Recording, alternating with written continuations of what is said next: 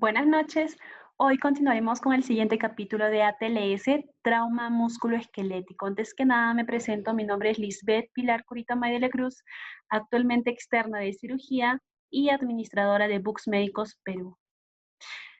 En tabla de contenido, bueno, daremos una breve introducción, hablaremos sobre los tipos de evaluaciones y su manejo inicial y por último también abordaremos diferentes lesiones que van a amenazar la vida.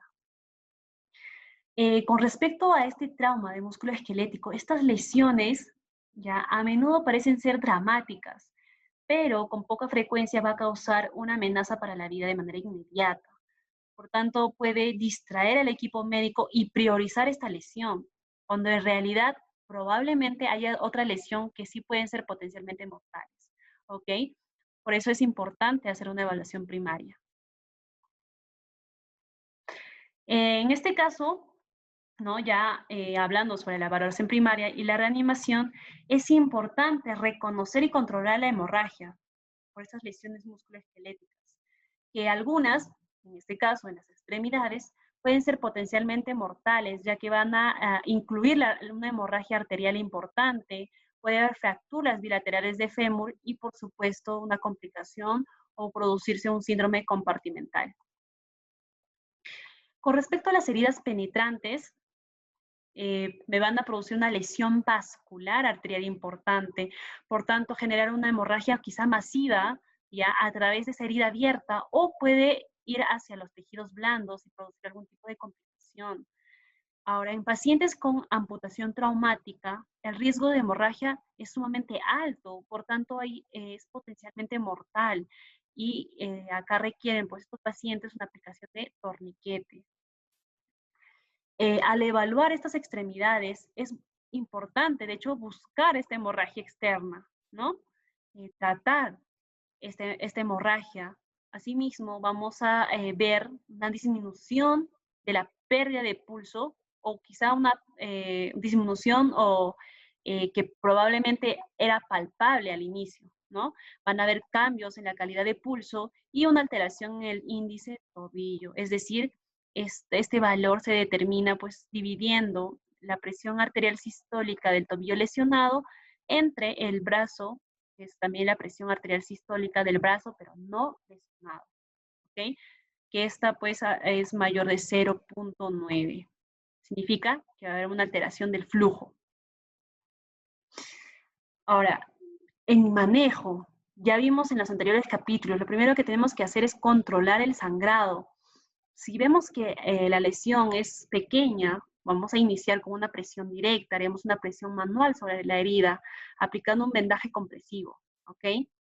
Si el sangrado persiste, en este caso haremos una aplicación manual, una presión manual a la parte arterial proximal a la lesión, ¿ok? Tiene que ser proximal a la lesión. Pero si a pesar de ello el sangrado continúa, ya tenemos que considerar el torniquete, ya sea manual o neumático, hasta que deje de sangrar.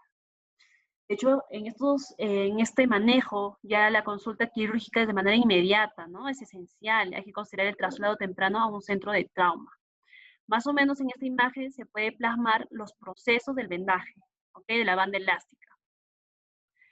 Con respecto al torniquete, en este caso hay que aplicar correctamente porque tenemos que ocluir el flujo arterial, ¿ya? Porque si ocluimos solamente el sistema venoso, puede aumentar el riesgo de hemorragia y también provocar que la extremidad esté cianótica, esté hematosa, esté hinchada, ¿ok?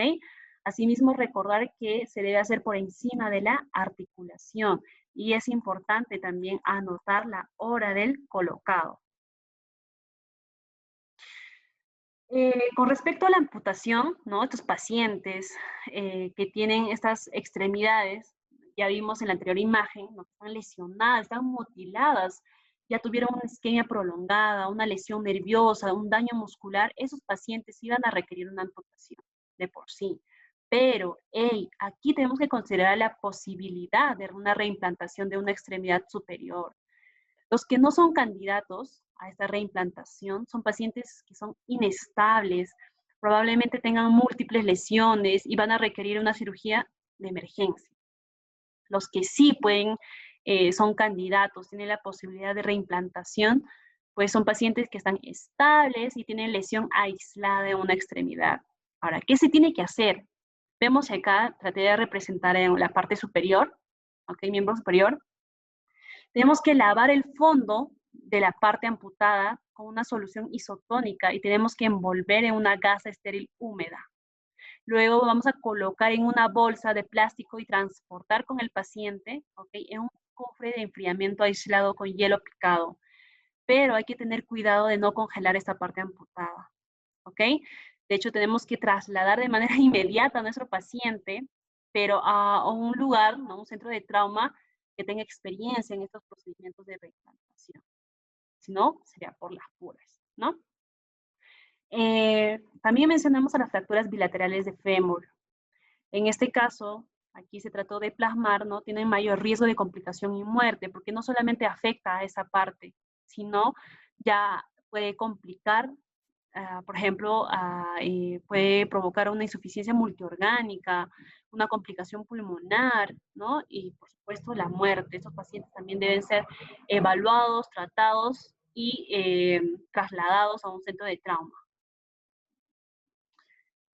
También se mencionó el síndrome de aplastamiento, también llamado rabdomiólisis traumática. Vean, aquí el tiempo es fundamental, porque cuanto más tiempo pasa, va a haber un daño mioneural irreversible, toda esta agresión muscular que va a ocurrir en este síndrome de aplastamiento, es decir, va a haber una lesión muscular directa, va a haber isquemia muscular, va a haber muerte con liberación de mioglobina, va a provocar, toda esta lesión provoca que el paciente tenga una insuficiencia renal aguda y shock. ¿Ok? Frecuentemente se da el músculo y la pantorrilla. ¿Qué tenemos que hacer entonces? Hay que evaluar muy bien. Los síntomas iniciales, de hecho, mi paciente va a venir con dolor muscular intenso, debilidad y característico esta orina de color ámbar oscuro, ¿ya? Dada por la eliminación de la mioglobina, como se va a dar una rabdomiólisis, como mencioné, ¿ok? Aquí se puede solicitar pues ese ensayo, ¿no? De mioglobina para confirmar su presencia.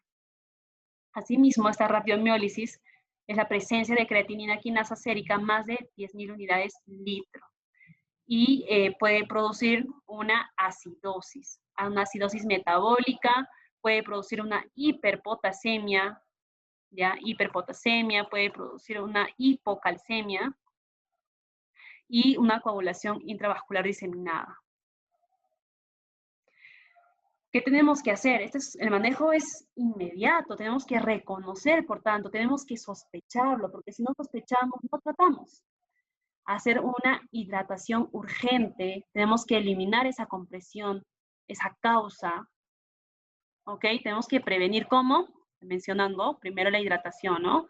Expansión del líquido intravascular, tenemos que alcalinizar la orina mediante la administración de intravenosa bicarbonato, ¿no? Añadir manitol, si la diuresis es menos de 200, de 300 mililitros por hora, ¿no? Podemos también considerar una diálisis, viendo el paciente.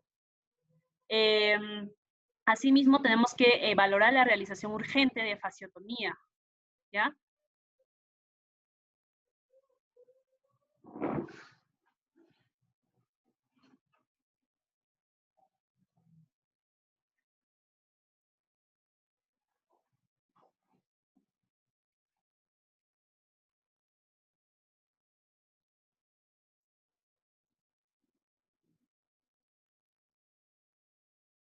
¿Qué pasó? Bueno, entonces con ello sí podemos prevenir la insuficiencia renal.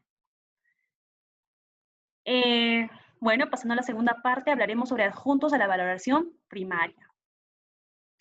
En este caso, de hecho, hablaremos sobre la inmovilización por fracturas y también la realización de los rayos X. Vean, en evaluación primaria, ¿cuál es nuestro objetivo? Viendo la imagen, tenemos que realinear esta extremidad lesionada en la posición anatómica más cercana posible, ¿ok? Tenemos que evitar ese movimiento excesivo en el sitio de fractura. Vemos aquí el acortamiento y rotación externa de esta pierna derecha debido a la fractura de fémur, ¿ya? De diáfisis media. Aquí ya vemos la aplicación, ¿no? De tracción en la línea con estabilización de la pierna en posición anatómica normal. Esta férula, si aplicamos adecuadamente, nos va a ayudar a controlar la sangre, la hemorragia, me va a ayudar a reducir el dolor, a prevenir un mayor compromiso neurovascular y lesiones de tejido blando. Si hay una fractura abierta, ¿ok? Si hay una fractura abierta, tenemos que traccionar ese hueso expuesto hacia la herida, ¿ya? Porque esas fracturas abiertas van a requerir debridamiento quirúrgico. Asimismo, si esa lesión, esa fractura está abierta, hay que tratar de eliminar una contaminación probablemente, ¿no?, que puede producir sepsis. Y, por tanto, administrar de manera inmediata o lo antes posible, ¿no?, antibiótico. En este caso, se menciona la cefalosporina de primera generación. Al ver estas lesiones, tenemos que intentar reducir estas dislocaciones articulares. Si es con éxito, si logro reducir estas dislocaciones articulares, tengo que inmovilizar en la posición anatómica con férulas, con almohadas, con yeso prefabricados, pues para mantener una extremidad en posición reducida. Pero si no tengo éxito, si no puedo reducir esa dislocación articular, tengo que entablillar la articulación en la posición en la que se encontró y, por supuesto, si se puede, ¿no?, aplicar las férulas lo antes posible, porque eso me va a ayudar a controlar la hemorragia, reducir el dolor y prevenir, pues, algunos compromisos. Vean acá algo importante, ¿no? Un examen de rayos X como evaluación primaria, ¿en serio? Sí, recuerden que la evaluación con rayos X, se hace en examen secundario cuando mi paciente ya está estable, ¿no? Pero en este caso sí se realiza en la evaluación primaria. ¿Por qué? Porque si sospecho que este paciente tiene una fractura que le está llevando a shock, tengo que ver dónde está esa fractura, ¿no? ¿Cuál es la causa? Por eso es importante en ese momento realizar un examen de rayos X. Con respecto a la evaluación secundaria, en este caso daremos énfasis y traté de la verdad de desmenuzar toda la parte de historia y también el examen físico. Así que en esa parte vamos a correr, ¿ok? Con respecto a la historia del paciente, de hecho acá tenemos que preguntar, ¿no? Es una información obtenida del paciente, si el paciente está consciente o probablemente de los familiares o del personal prehospitalario, ¿no? Tengo que ver cuál fue el mecanismo de la lesión. Tengo que determinar este mecanismo de la lesión porque me va a ayudar a identificar las lesiones que no son evidentes de manera inmediata. En este caso tengo que reconstruir mentalmente, el médico en ese momento tiene que reconstruir mentalmente la escena de lesión. ¿Por qué? Por ejemplo, en este momento me pregunto, ¿no? ¿Dónde estaba ubicado el paciente antes del accidente automovilístico? ¿Era conductor o era pasajero? Entonces, cada uno de ellos, una escena de ellos, pues me da más o menos de manera indirecta mencionar un tipo de fractura, ¿ok? Por ejemplo, si hubo una colisión de impacto lateral, probablemente el paciente venga con fractura, ¿no? Con compresión lateral de la pelvis. Ahora otra pregunta es, ¿dónde se ubicó el paciente después del accidente? ¿Dentro del vehículo o salió expulsado? ¿Se usó un cinturón de seguridad o una bolsa de aire? ¿No? Si el paciente fue expulsado, tenemos que determinar más o menos la distancia en la que se lanzó el paciente, así como las condiciones de aterrizaje, ¿no? Porque eso me va a provocar un tipo de lesión. Entonces, más o menos a ello, viendo toda esta escena, ya puedo sospechar con qué lesión va a venir mi paciente. Y cuando llega al hospital, ya voy a saber cómo manejar, ¿ok? Ya voy a estar preparado. Asimismo, también hablaremos sobre el medio ambiente, es decir, voy a solicitar información prehospitalaria ya cuando mi paciente ya está estable, ¿no? Por ejemplo, tuvo esa fractura, ¿en qué lugar fue? ¿Fue un lugar contaminado, en un ambiente contaminado? ¿Estuvo expuesto a temperaturas extremas o no? Entonces, todas estas informaciones me va a ayudar a anticipar el problema potencial, ¿ok? Y por tanto voy a determinar también el tratamiento antibiótico inicial. Con respecto al estado previo, a las lesiones y factores predisponentes, aquí voy a determinar la condición inicial del paciente antes de la lesión, ¿no? Síntomas, alergias, medicamentos. Entonces, esta información también va a ser importante porque me va a ayudar también a comprender el estado del paciente y a determinar un régimen de tratamiento y de acuerdo a ello, ¿no? Efectuar también y ver el resultado, porque si tiene algún tipo de comorbilidad, ya voy a saber que mi paciente pues no va a responder quizá de manera adecuada o como yo pensaba. Igual, acá, observaciones y cuidados prehospitalarios, ¿no? ¿Cómo fue el cuidado prehospitalario? ¿Recibió antibiótico antes de las 3 horas o no recibió? Porque si no recibió antes de las 3 horas, tiene mayor riesgo de infección. Entonces, esas cositas, estas informaciones también me ayudan, ¿no? A tratar a mi paciente. Entonces, bueno, ya resumiendo la parte de historia del paciente, ¿no? Vemos el mecanismo de lesión, medio ambiente, los factores predisponentes y, por supuesto, observación y cuidados prehospitalarios. Toda esa información me va a ayudar a cómo tratar, a individualizar también a mi paciente, ¿ok? Ahora, pasamos al examen físico. Como ya les mencioné en los capítulos anteriores, hay que desnudar a nuestro paciente completamente para poder ver algunas lesiones que no son visibles, pero teniendo cuidado de no producir pues hipotermia, porque eso me puede llevar a algún tipo de complicación. ¿Nuestro objetivo qué es? En la evaluación primaria era identificar esas lesiones que pueden ser potencialmente mortales. En la evaluación secundaria ya puedo identificar lesiones que amenacen las extremidades, ¿no? Y por último, en este caso, con respecto al objetivo, tenemos que evitar pasar por alto cualquier otra lesión musculoesquelética. Es importante hacer una reevaluación continua. La observación de trauma musculoesquelético va a incluir observar, hablar al paciente, palpar, es una revisión lógica, ¿ok? Y por tanto hay componentes, ¿no? Que no debemos pasar por alto. Cada uno de ellos es muy importante. Observar y preguntar al paciente. Tenemos que buscar el color, la perfusión, si hay fracturas, si hay deformidades, hinchazón, hematomas, ¿ok? Tenemos que identificar los sitios de hemorragia externa que van a ser importantes. Acá podemos ver las deformidades más comunes de dislocación articular, por ejemplo, en el hombro, en el codo, en la cadera, en la rodilla, en el tobillo, ¿no? Y en la articulación subastragalina. Cada uno de ellos de acuerdo a la dirección, ¿no? Y también de acuerdo a la deformidad. Y a ello me va a ayudar a tratar a mi paciente. Voy a saber con qué tipo de paciente, con qué tipo de lesión, con qué tipo de deformidad está mi paciente. Igual, con respecto a la palpación, ¿no? Tenemos que determinar la sensación de la piel, identificar las áreas que están sensibles o que quizá no están sensibles y me puede indicar más o menos dónde está la fractura, ¿ok? Igual con respecto a la evaluación circulatoria, ¿no? La piel pálida está asociada a fracturas y las dislocaciones que me va a ayudar a conducir rápidamente a necrosis, ¿no? Estos tejidos blandos. Acá tengo que palpar estos pulsos distales. Si la hipotensión de mi paciente va a limitar este examen digital de pulso, me tengo que ayudar ¿con qué? Con un Doppler, ¿ok? Con un Doppler. Justamente aquí les había indicado la alteración del tobillo-brazo, que debe ser menos de 0.9. Esto me va a indicar un flujo arterial anormal, secundario a una lesión, ¿no? Una enfermedad vascular periférica. Con respecto a rayos X, aquí ya les mencioné, estos rayos X se hacen en evaluación secundaria cuando mi paciente ya está estable, pero si es causa de shock, lo tengo que hacer de manera primaria, en evaluación primaria, porque tengo que saber dónde es la causa, ¿no? ¿Cuál es la causa? ¿Dónde está la lesión para poder tratar? Porque algunas lesiones pues no pueden ser visibles.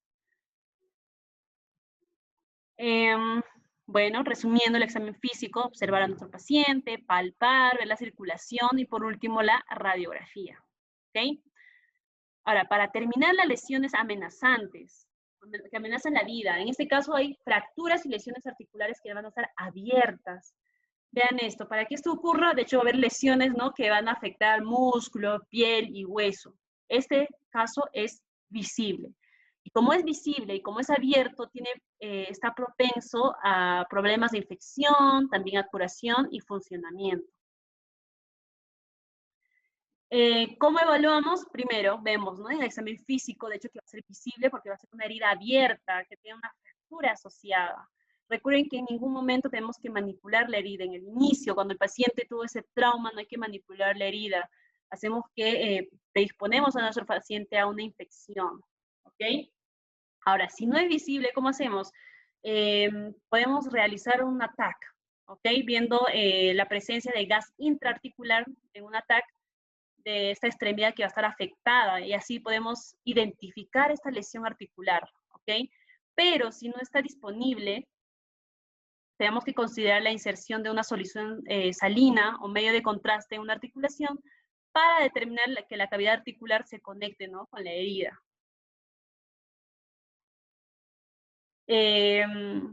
Entonces, en estas lesiones abiertas, tenemos que administrarlo tan pronto como sea posible antibióticos.